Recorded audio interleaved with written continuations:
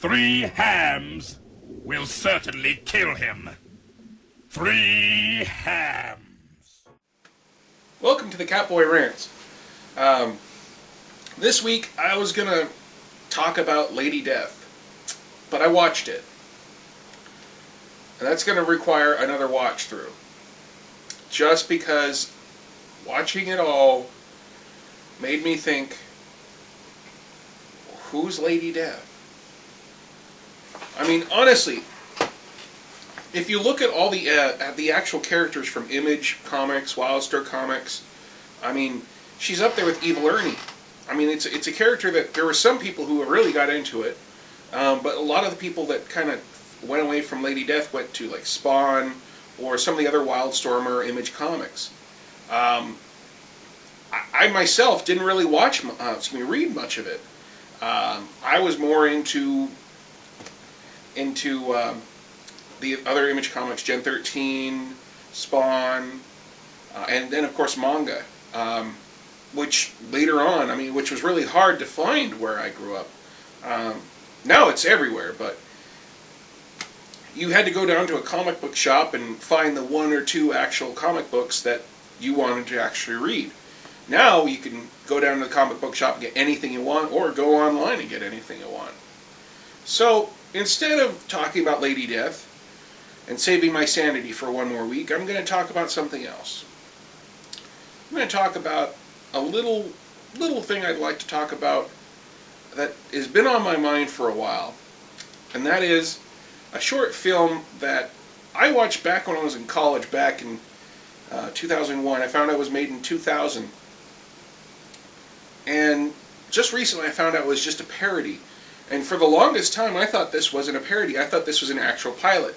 Because unfortunately, back then, you didn't have a real, you didn't have a real big internet to really go ahead and go through. Yes, there was the internet back then.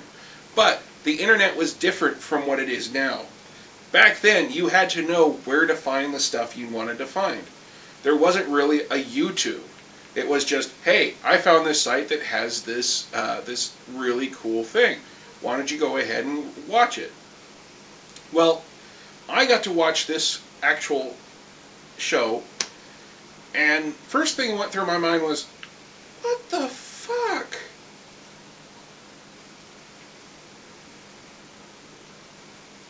Now, it's mostly because, like I said, I did not know this when I first saw it, but it's supposed to be a parody of what the Japanese believe American life is like.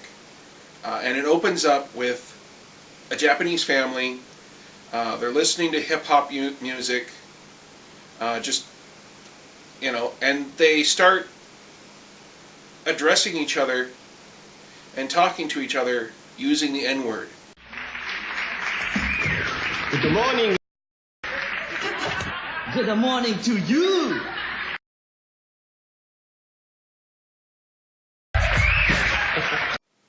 Yeah. It's like, what's up, my neck? Yeah. I will not use that word. Even though, of course, there's a difference between the GA and the GER. We're not going to go into that word, okay? But like I said, it was one of those films that we watched when I was in college, and we were like, what the hell is this shit? I mean, my God, someone actually wrote this? And you get to hear the mother and the son come in, and they're sitting there, and they're just enjoying the hip hop music, and then the father comes in, and they turn everything off, and he's just like, no, it's all right. So they turn it back on, and again they got that music going. The daughter comes in, and she's talking about how she's doing really well, and they start just, like I said, every other word is the N-word. If you go to school, get a job. If you don't get a job, you make no money. If you don't make no money, you'll be able to afford BMW 7 Series.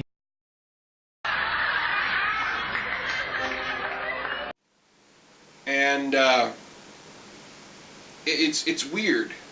Um,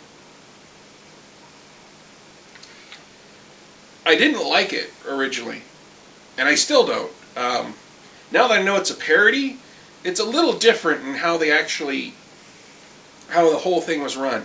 I like the fact that it is a parody and not just somebody decided this is how it's going to be. Meaning, when you watch a terrible movie, a terrible show, you know that they meant to do, a good show. Case in point, any really bad movie you've ever watched where they're trying to make a good movie, but they can't. It's a bad movie. In this case, they were trying to make a bad show. That's where you get into the parody.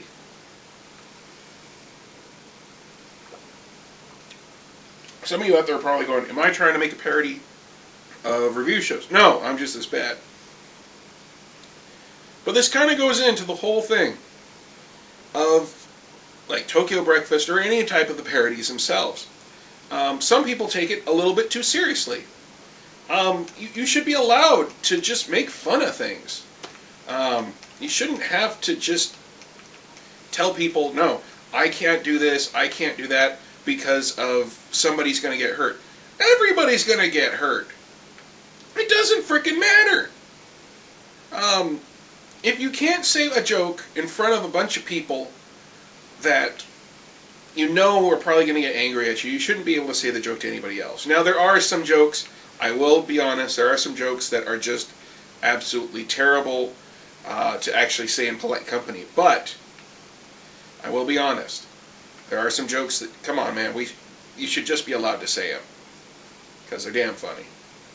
And if you can't take a fucking joke, get the fuck out of the house. Because, like I said, too many people get into parody, too many people get upset by the parody. They start saying that because it is somebody else's property, you shouldn't be allowed to parody it. There's some great things out there that have come from parodies. I will point out one thing that has really gotten to me is if you check out the Team 4-Star videos, they do some massive work for that, but it's all parody. They're not making any money on it, which nobody should really have to make any money on it, but they're doing something they like. And I will be honest, I like doing this. I like sitting here talking to you guys, maybe only one or two people, but I'm talking to you guys, talking to you about what's going on. Now, back to the parody.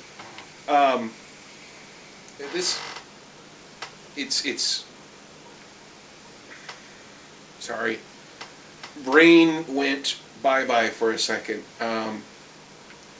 just because I'm thinking about Lady Death.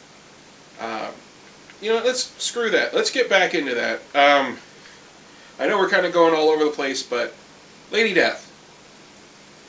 To those of you who know a little bit about Lady Death, you will know why this is so weird. Lady Death is one of those characters that, for the longest time, would walk around in a bikini. I mean, that was the thing of the 90s. Your superhero heroine had to be in a bikini. That's it, bitch. Had to be in a bikini. Why? Because bikini meant she was untouchable. And if she wasn't in a bikini, she was in a torn dress.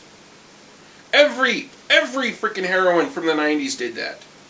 I mean, they're still doing it. Look at Power Girl. She has great tracts of land. That's just the way she is. Gen 13, she was constantly getting her clothes all torn up. Fairchild. It didn't matter which character you had. They were going to be in less clothes by the end of the episode or by the end of the comic. And that's just the way it ran. And that's the way that the 90s was. I mean, that's how you did it. Now we're doing it, but it doesn't even matter anymore. There's no more hiding the comic because you're afraid that your folks are going to think that you're a sexual deviant because you're reading Gen 13 and Fairchild's boobs are popping out. There's no nipples, but they're still popping out. No, now you see that stuff on regular shows.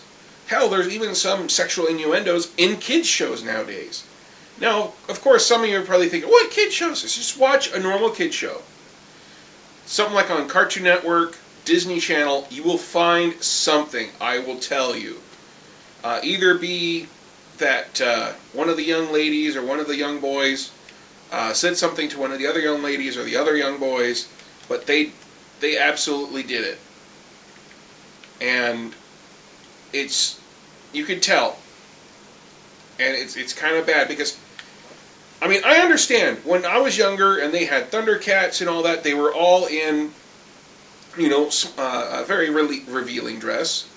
But the thing is, though, with these women that were in these revealing dresses, they weren't, you know, boobs popping out. They weren't. I mean, look at Chitara. She was in a singlet.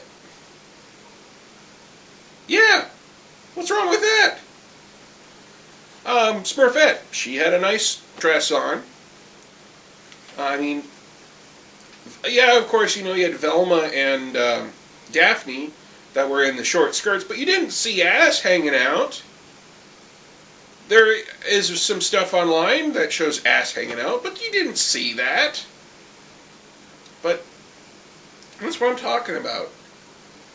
And we're going to go into this further more next week when we're going over Lady Death entirely.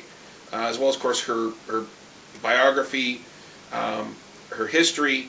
Because there's with these characters, yes, they had them dressed in like near nothing, but yet they still had a backstory, and that's the good thing. Damn it, Liefeld.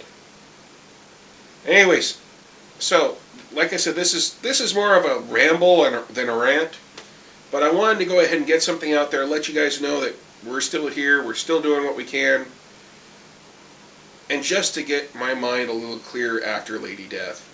Because I'm sorry, after watching that the first time, all I can really think of is why is it that her sleeping clothes cover more skin than her fighting clothes? Because she wears a negligee to sleep. Why the fuck does she wear a negligee to sleep when she fights in a bikini?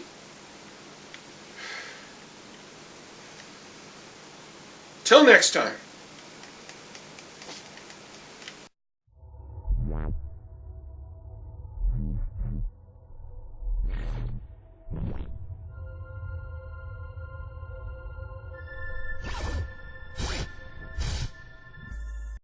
Time for go to bed.